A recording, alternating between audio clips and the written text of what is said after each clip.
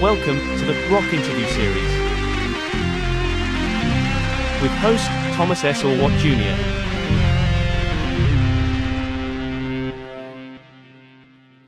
Welcome to episode number 100 of the Rock Interview Series. I'm Thomas Orwatt Jr. It's May 2nd, 2024, and for this feature, I celebrate my 100th episode with one of my favorite musicians, Uli Jon Roth. During this interview, Uli provides an update on his current North American tour and much, much more. So let's get started. Here is Uli Jon Roth. Hey everyone, welcome to the Rock Interview Series, and this is a very special episode. It's episode number 100, and I wanted to make sure that I had the greatest musician of all time to celebrate the 100th episode. So I have Uli Jon Roth, one of the most innovative musicians and greatest guitar players in the world, as our guest. Uli, how you doing, man? You're on a North American tour. You're like a month into it. How's everything going so far? Going really well. We have an off day today in upstate New York, Syracuse, and we have our gig tomorrow in Syracuse, and then we have Canarigua, I think, and then we're going all the way up to Canada, Toronto, Quebec, Ottawa, and Montreal. Yeah, it's the reviews so far from the shows have all been very positive. It's like a 3 hour plus multimedia epic musical experience. And you know, it's if you miss this show, you're really missing out on a lot. I mean, I've seen you perform before in Buffalo. Unfortunately, you're supposed to play in Buffalo today, but due to unforeseen circumstances, I have to drive to Canandaigua on Saturday to see you, which I'm fine with, but I was hoping that today would be the day you'd be here. But so everything's going really well. Are you happy with the tour so far and the Yeah, reactions? I'm very happy with how it's going. I've been on quite a few tours in the state, and actually this one is my best one so far, without a doubt, in several respects. And I've got a great band with me, and they're delivering night after night. We haven't had a single bad show yet. Knock on wood, or knock on my computer. Here's some wood. So, yeah, no, I'm a happy camper. It is physically and mentally exhausting, no doubt about it. Particularly the beginning first 15 days were quite hard because I came fresh from doing a 4-day Sky Academy in Long Beach, which was pretty grueling in terms of time input, like we did really long days every day. And then straight onto the tour with just 1 day rehearsal. And so there's a constant lack of sleep in the path of the tour, or not getting enough sleep, which isn't helped by the fact that I'm always an early riser. No matter how late I get to bed, and that's a bit of a problem. I'm not really cut out for this, give me a concert in the morning and I'll play a lot better. Well, The I think evenings from basically I prefer to wind down in the evenings, but that's not possible. Okay, those concerts are in the evenings. yeah. Well, you kind of do it to yourself because not only do you play a really long concert, which a lot of people don't play, and a concert that kind of like features music from like 5 different centuries. I mean, who does that? Yeah. I mean, besides you, I mean, who has a set list like that can go back 5 centuries of different music, which is extraordinary. Well, we're going from Mozart to Vivaldi, Mozart, yeah, right into the Scorpions and Electric Sun, and also some of my recent stuff. Yeah. Yeah, and you also do a seminar, guitar seminar before your show, and then you Yeah, do a not every day, but we're doing it. And yeah, that also, I mean, in terms of time investment, that takes time every day, on most days. Plus, we have a couple of meet and greets, before and after the show. So It's a full day every day, but today is an off day, and I did have some interviews, but that's normal. I always have interviews going. So other than that, I did some drawing and yeah, and I'm working on various background movies for our show also as we go. Last time we And spoke, you, oh, I'm sorry. Last time we spoke, you mentioned your book. Do we have a definite release date for that yet? it's not a definite release date, but it's coming very soon, you know. The I think it's all been arranged now, and they're already taking pre-orders, you know. So um I've got it here. You can have a look at it. That's what it looks like. Quite a Oh, monster. yes, it is. Uh, and it's got 600 pages with about 1,000 photos and illustrations, which I all designed myself because I wanted it to be artistic and in keeping with the text, you know. And I deliberately bypassed any publisher or editor. Um, you know, an editor can make things better. I'm the first to see that, but I wanted it kind of very pure and very much like the way it came to me, rather than being bound by any commercial considerations, which publishers inevitably will bring to the table because that's their job, you know. Yeah. But for me, this is not a commercial book. It's something that I wrote from the heart, and that is, yeah, it shouldn't be tarnished by any commercial considerations. And that's it, you know. I So didn't basically, this book will only be available purchasing through to you. You were not going to find it like at like No, I think that they're working on various outlets. You know, it'll okay. be this, it'll be that, it'll be internet, mail. It may also be on Amazon. Or probably will be on Amazon as well. You know, that's not my field of expertise. I've got people doing that for me, and I'm in good hands there. So it will definitely be available, you know. And the first copies, I'm all signing them by hand, and we're sending them out there, taking mail orders already on this tour as we speak. You know, and it's going quite well. People are ordering it. It's really good. Yeah. Yeah, and that's going to be at the concert so fans can look at it before they Yeah, pre-order it. we've got a preview copy with us.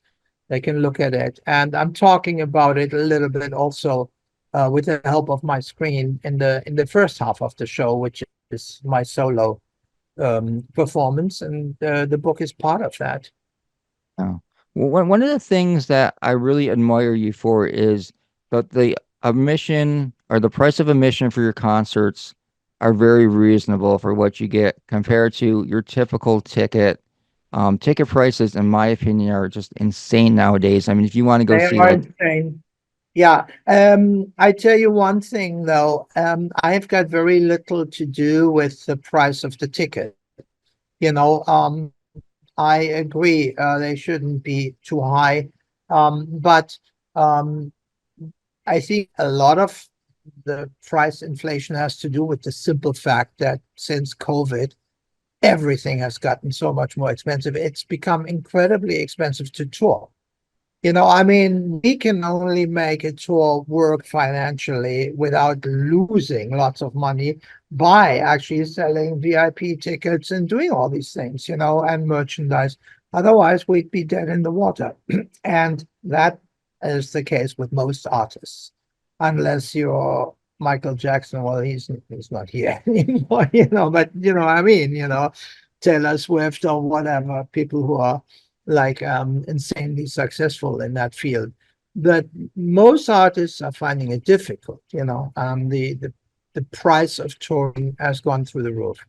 Like our tour bus is like almost twice as expensive now, and you can buy a house for that, you know, yeah, just but what, so you're able to travel A to B. yeah, how do you feel about bands like, the legacy bands like the Rolling Stones, where it's like, pretty much like $800 for a halfway decent seat. I mean, that to Well, me, that's just a money grabbing exercise, of course, you know. Um, it's up to them. You know, if they feel they need that, I guess they can afford it because people will go and see it.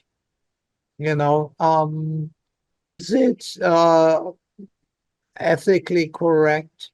Perhaps not, you know, but I'm not judging any of that because even with the Rolling Stones, the it used to be so that particularly the Stones were known for highly complex writers, meaning they had so much, they asked so much from the promoter that promoters sometimes lost money because it was just so expensive to put on that show, you know. So I guess the money's got to come from somewhere. And yeah, the Stones are not going to play in your local club, you know, for $50 a pop, you know. So I guess it is what it is. It's a cultural institution. It's a one-off. If you want to see the Stones because before they're folding, that's it, you know. And I did see the Stones for the first time in my life, like 2 years ago, just after COVID. Had tickets. Our old producer Dieter Dirks, yeah, we had some backstage tickets for a show in Berlin, and we were in the same hotel. But the show was pretty phenomenal. You know, I tell you what was phenomenal: Mick Jagger. You know, so pretty 10, 12 years older than me, and he moved around like an 18-year-old. And it was amazing. The sheer amount of energy and his singing, he didn't miss a beat. So that was quite something, you know, and they were still able to yeah, get this atmosphere together. So it was, yeah, I'm glad I went, you know, so I can say, you know, I've seen the Rolling Stones. yeah, you mentioned Mick Jagger's age. Um, you yourself, I mean, we're all getting older, but it doesn't seem Oh, like your guitar playing has been affected at all from your age. Do no, you my find it more, guitar playing is not being affected. No, if anything, no. you're getting better, I think, from watching the I'm videos? getting better. That's for sure. I'm getting better. And I don't quite know why that is because I never practice. I've stopped practicing so many years ago.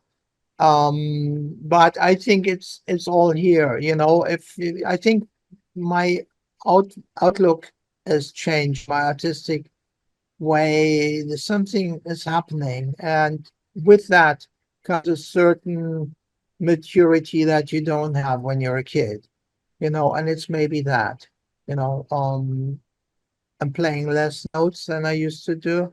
I can still play as fast, but I don't particularly enjoy that. I enjoy the beautiful slow melodies. That's what I enjoy the most, you know, hitting the center line with every note, and every note has to have meaning and depth. Um, but I tell you, I can feel my age definitely on a tour like that. I used to be a lot more physically robust 20 years ago. Absolutely, I can tell the difference. And one thing, physically, I cannot play as long anymore. Like when we were in the studio, sometimes in the past, I could do like 8 hours, 10 hours, you know, complete no problem. Now, if I play for a certain amount of time, and I do the heavy duty vibrato all the time, which is like heavy lifting for the hand, I can feel it doesn't bounce back as quickly. You know, that I can really feel. So much so that in the beginning of the tour, I was actually getting quite worried because I was played in before the tour because I didn't have time. We did this gruesome move of house in England, and it took ever, you know, over a couple of months because we had a lot of stuff, and then the packing and the unpacking and the trucks and all this. It took forever, so there was no time for any musical preparation. So I was not at all played in because I normally never play at home. And then I had to do my solo show and to play all these heavy duty Vivaldi pieces and Mozart, a lot of demanding pieces, technically demanding and physically demanding for the hand. And I started to feel it. And because first show is 1.5 hours, and then I have to do the rock show. That's heavy lifting for plus the guitar tuition that I do before. So my hand was getting visibly tired. After each show, it started to hurt my entire arm. And after the first 3 or 4 shows, I was getting really worried that it would get inflamed and that I'd have to take days off, possibly even cancel the tour. And that has never happened to me before in my life, you know. And you know what happened? And this was like a 10-day period because it built up already during the Sky Academy. And I was saying it to my band because normally they know me as somebody, I'm not like the whining, complaining type, I take it on the chin normally. And it's got to be something serious for me to actually start to talk about. And I was actually starting to get really worried because it was something I had never, ever experienced in my entire performing life. I never had any restrictions in that sense, other than when I was 15, I had tendonitis once, because I practiced too much classical guitar. But after that, never again, because I knew what not to do. I obviously played some things in the wrong way. So here we were in San Juan Capistrano, California. And I was there with my friend walking into the mission. San Juan Capistrano is famous for its mission. It's the earliest settlement of the monks there in America, and it's famous for its swallows that come every year. And they have beautiful American Indian jewelry there. And I used to be a sucker for that. I bought all my stuff there, over the years. So whenever I go to San Juan, I check out the mission. So I walk into this mission, and there was this angel statue, about that high. Beautiful, beautifully crafted and kind of bronze looking, with a face just very, very beautiful, a typical European kind of piece of art. I think it came from Vienna. Beautiful wings. And I said, that's for me, because I'd been looking for one like that for quite a while, something similar. And I said to the woman, so how long, because she said, oh, it's all empty now. When we took it off it was in the pedestal, it kind of dominated the whole shop, It had a certain aura about it. It's almost like alive. And so she said, it's been here like for a year and nobody bought it, And I said, well, that it was obviously waiting for me. So I took the angel, brought it to the bus with my aching arm. So I went into my back room on the bus, because I've got a room at the back, put the angel there. And this is a true story. I actually prayed for my arm because I believe in these things. I'm like a little child when it comes to that. Luckily for me, because it works. So, but I didn't really specifically pray, but I wanted it to be all right. So I sleep for half an hour, wake up, and my arm was cured completely. It was absolutely phenomenal. It was like a real miracle. And of course, that was just an angel statue. But I tell you one thing, with this angel statue, it was almost like when I went in that room, it was almost like some portal opened and that statue brought something with it. I don't know what, but it was really positive. And afterwards, my pain was gone. I played like $1 million to show there was no problem. And then the next night after whiskey, I would go, no problem, and it hasn't returned. Oh. So that was totally unbelievable, actually. But it's true. and I didn't make it up, you know. So to me, this was a real miracle.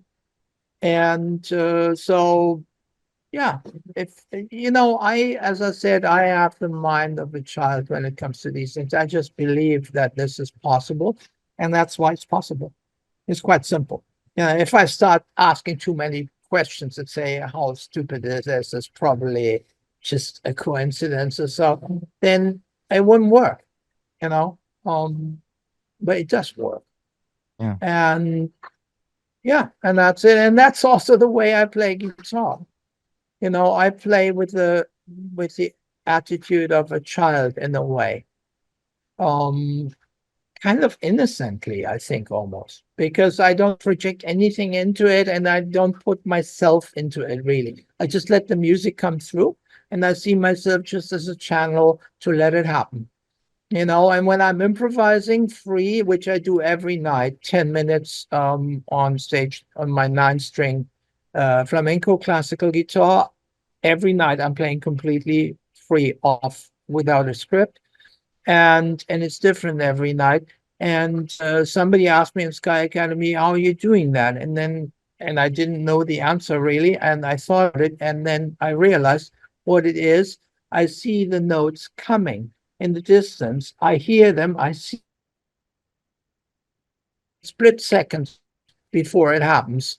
It's like you're at a crossroads. What decision do you take now? Do you choose this? There's a million, not a million notes, but there are quite a few ways you could do something, you know. But it's almost like I'm being dictated to, and then I'm just executing it. And when my mind is open and free and completely like a wide open channel for it, then it just pours right through. And that's it. It's that simple, you know. Wow. And is that how you compose your songs also? Does that happen? Yeah. Composition is kind of the same. The best stuff comes like that, and it comes quickly. Then very often you find yourself you have to refine certain things. There are certain junctures or where which you know you might get like 80%, like almost in one go. And but then there are little question marks here when you say that bit is not good enough. You need to bring it up to that level. And then sometimes you have to wait for it, you know. You can't force it. You can, of course, force an answer. But if you want the best possible answer, you have to get into that state of mind. And sometimes it could take years.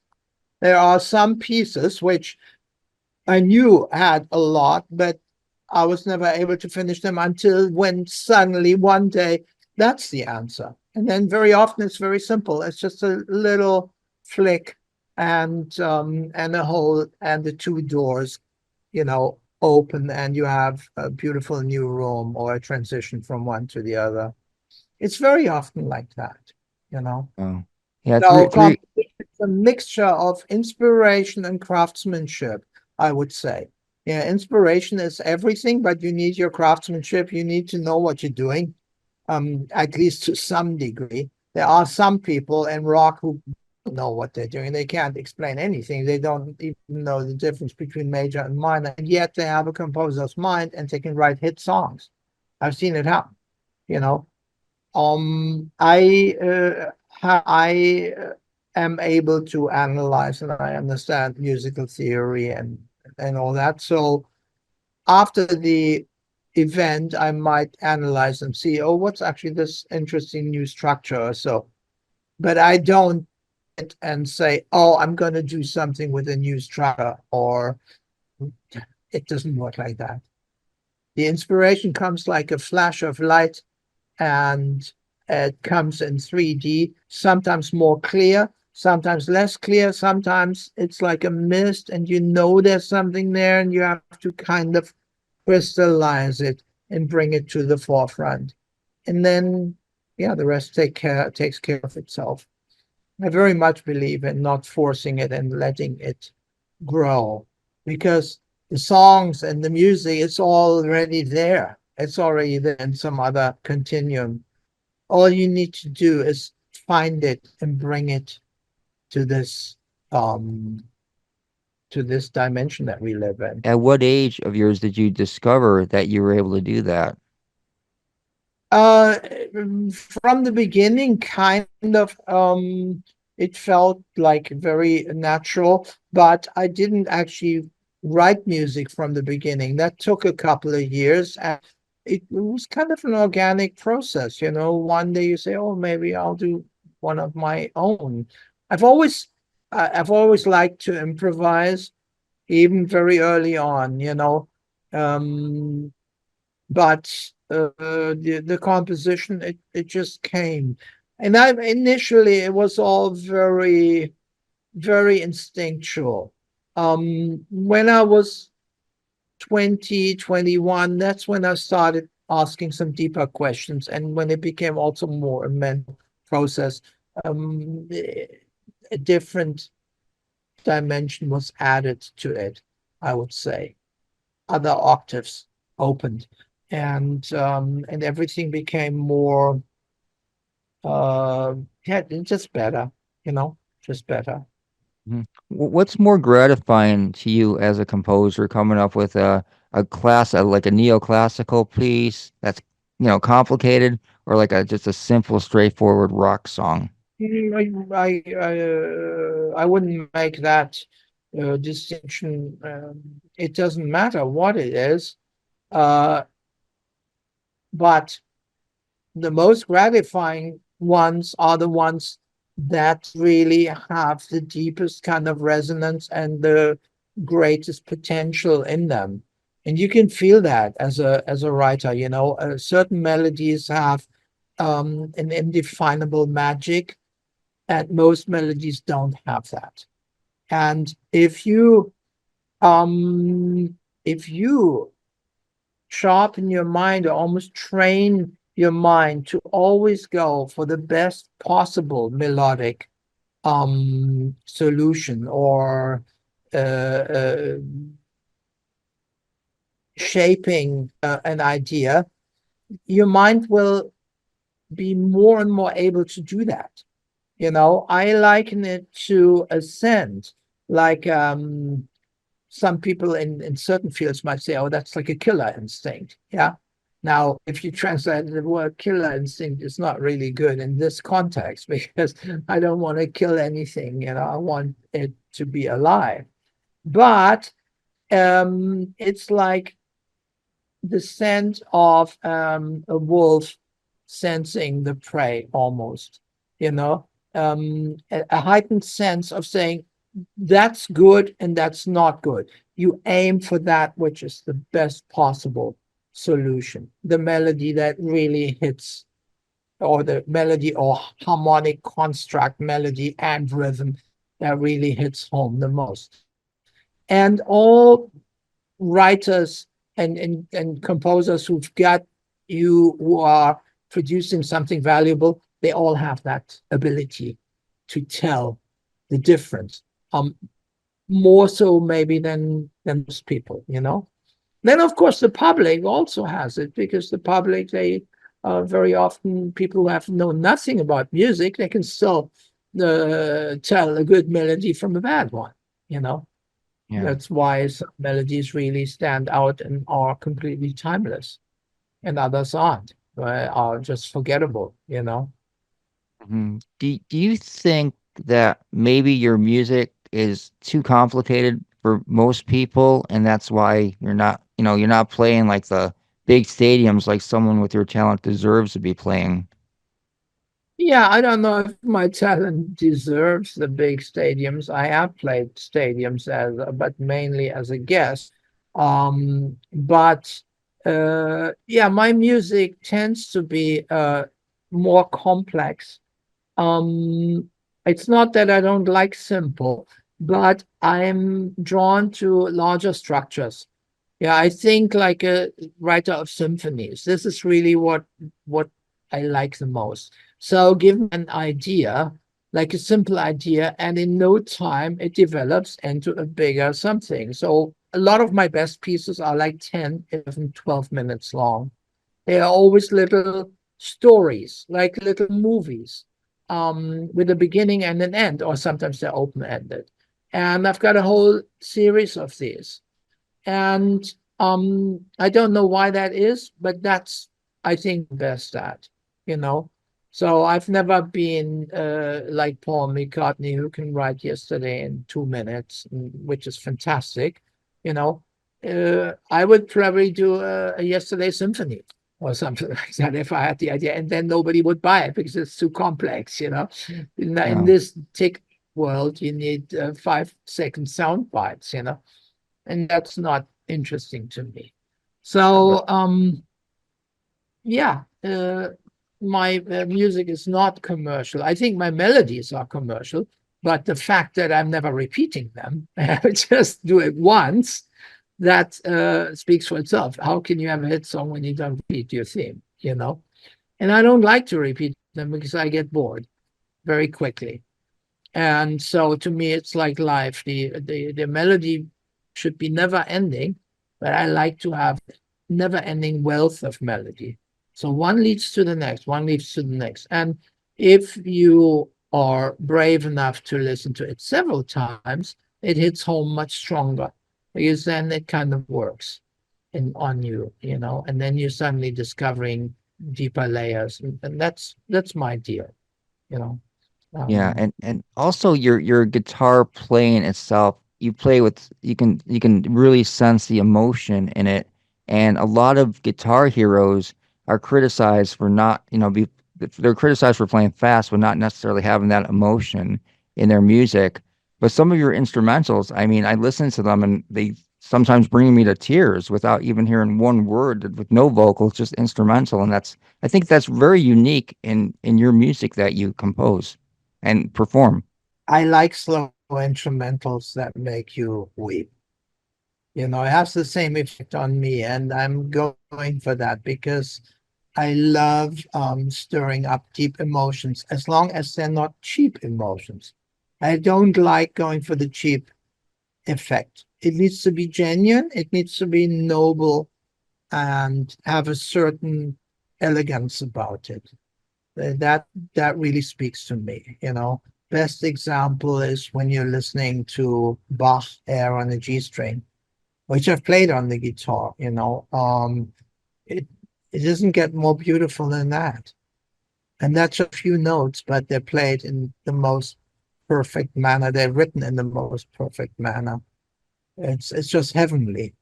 And so when I'm writing anything, I always aim for that, to make it really as melodically beautiful and interesting as as possible.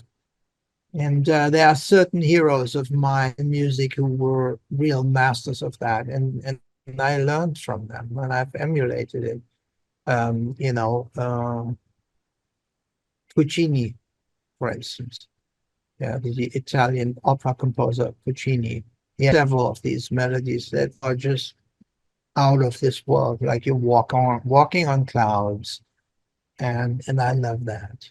And I played them on the guitar also, and I emulated the voices of the big opera tenors as good as I could, you know, just in order, just for the sake of it, just to get in there and see how the guitar can measure up to this and maybe bring some else to the table, you know, which it invariably does, actually. So yeah. Yeah, you've sort of painted yourself into a corner with these like long shows because to really get the essence of you as a performer, you need all those dimensions. You need those classical pieces. You need the rock pieces. You need the Electric Sun Well, songs. on this tour, I'm getting closer than ever because in the first half, I'm completely free to do all the other stuff. Yeah, I am playing those kind of things, no holds barred. In the second part with the band, I'm doing more my traditional stuff past, you know, which is why a lot of my audience is coming to the show. But um, the response we got for the first half was overwhelming so far, very encouraging. So I know that most of that quote unquote rock audience that come to see me have a very open mind, and they do enjoy it when I bring completely different things, and yeah, and challenge them to listen in a different way. They're going with me on that, and I really appreciate that. I mean, how could they not appreciate it? I mean, I myself, I'm a rock fan. I listen to, Led Zeppelin, Deep Purple, all the hard rock stuff. But I think I appreciate your classical compositions even more so than, your work with the Scorpions, even though it's outstanding. I mean, you take it to like another dimension, another level with those compositions. That's at least that's what I'm trying, So if you're saying that I'm doing that, that's a nice compliment to hear. Yeah. Yeah. All right. Well, I just want to ask, I of course have to ask the Scorpions questions, of course, now. I just really, Like like why did you leave the Scorpions? no, I'm not going to ask you that because we've already asked you that. But if I've you got want, my standard answers, I've said it like a million times. So what is can you ask a new Scorpions question? One that I well, haven't heard before? probably not. But I just that the one that always, comes up year after year and everybody is so like crazy to like talk about is always this Rock and Roll Hall of Fame one. It's like, do you think the Scorpions deserve to be in the Rock and Roll Hall of Fame? I mean, everyone does, of course, but I just want to hear your opinion on it. Well, And do you, I mean, of course they deserve it. I mean, they one of the greatest bands ever, in my book. They have better melodies, stronger melodies than most bands who ever existed. That's what really defines the Scorpions in my mind. Other than that, but the Rock and Roll Hall of Fame, it's all to do with other things, isn't it? It's not about quality or that. It's all these other things. I don't know what these decisions come from, and quite frankly, I don't follow them at all. I'm really not interested. That's not my world. Having said that, when we are in Cleveland, which we always are when we tour, and we sometimes get to park our bus right outside of the Hall of Fame, the administrators there, they've always been so nice to me, and they've taken me on guided tours, and so it's yeah, I enjoy that being there, and I think it's great what they're doing. But the actual award thing, I mean, I don't guess it's a little bit like the Oscars.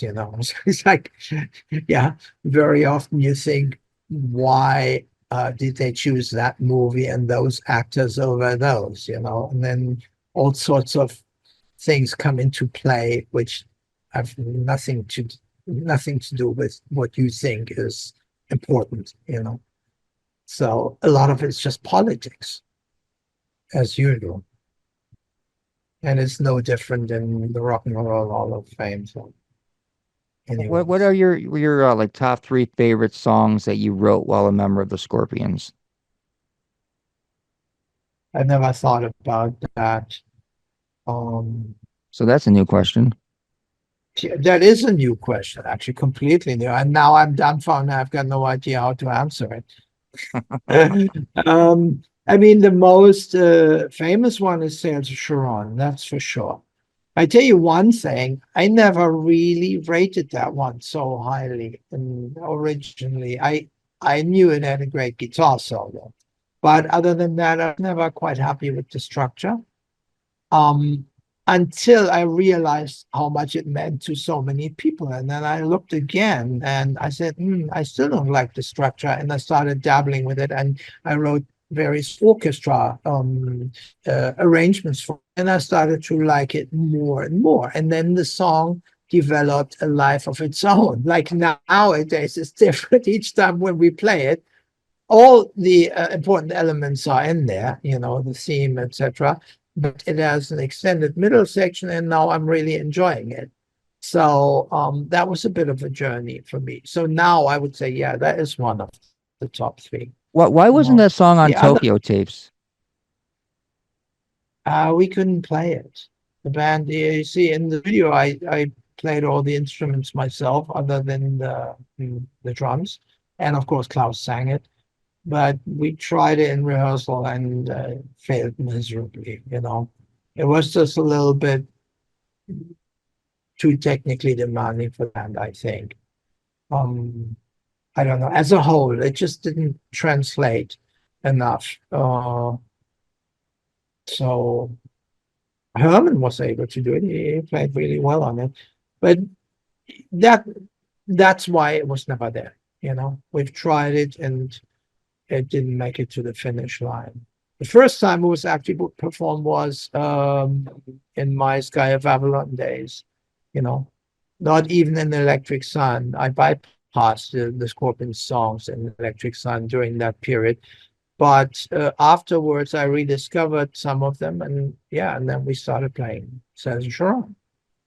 It was one of the songs everyone was talking about, from Shaken by Force and, promoted, and it wasn't in the live Yeah, it's show. true. It was also the single in Japan back then, that the record company chose. But yeah, we didn't play it.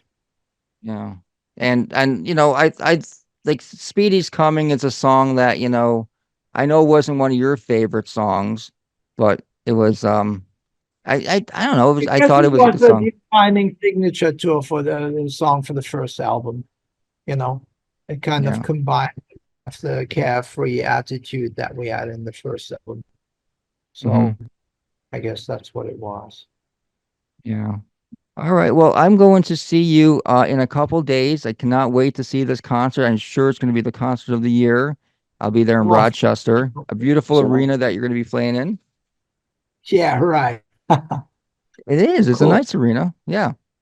Yeah. Well, I've never played there, so I don't know what to expect. Yeah. So, good luck on the rest of. Good luck, and hopefully I'll see you in Yeah. a couple days. Thank you. Thank you. All right, Uli. Have, Take it easy. Talk to you soon. Okay. bye. Bye bye.